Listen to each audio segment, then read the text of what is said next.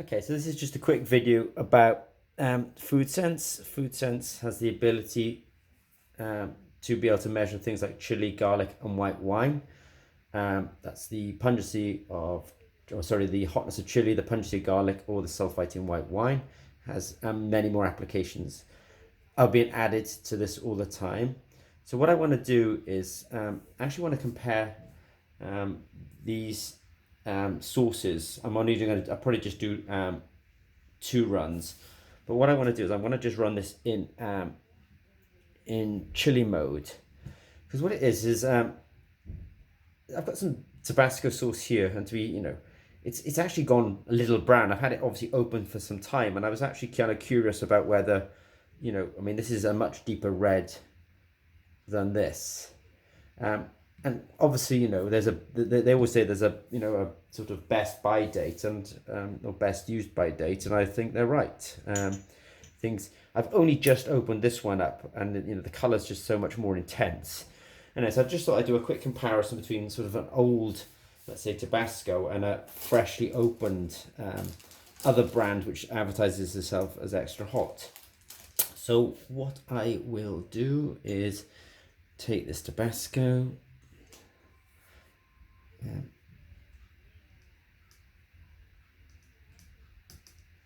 put a little drop on like that,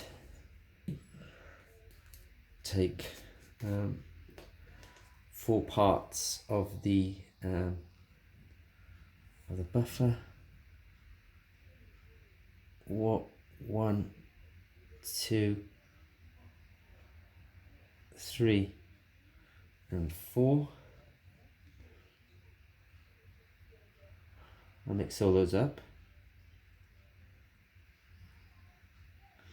All right, fairly good.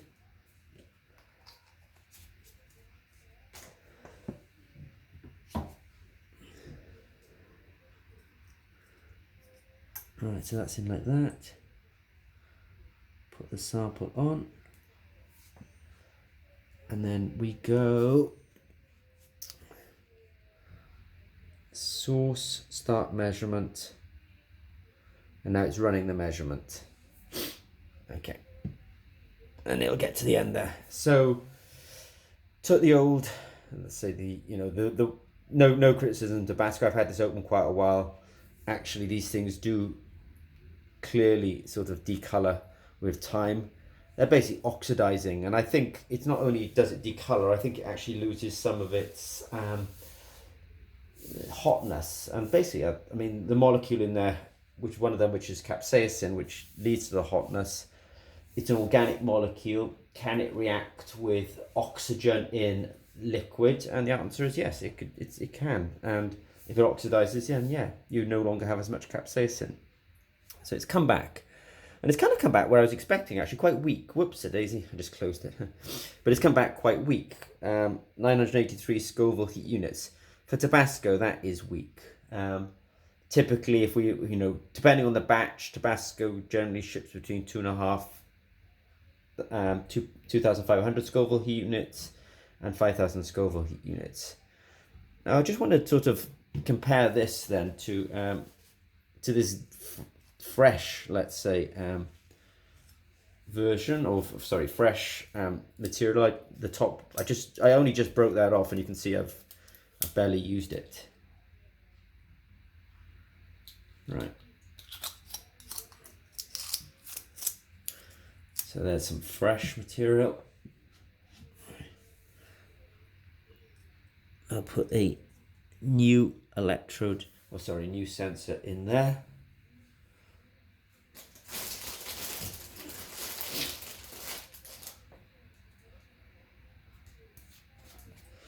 I'll take some buffer.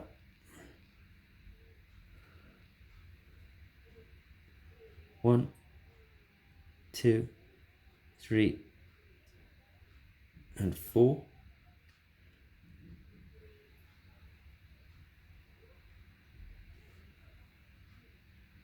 Yeah, all right, I'll just do that like that. Mix it up. Put it onto the electrode.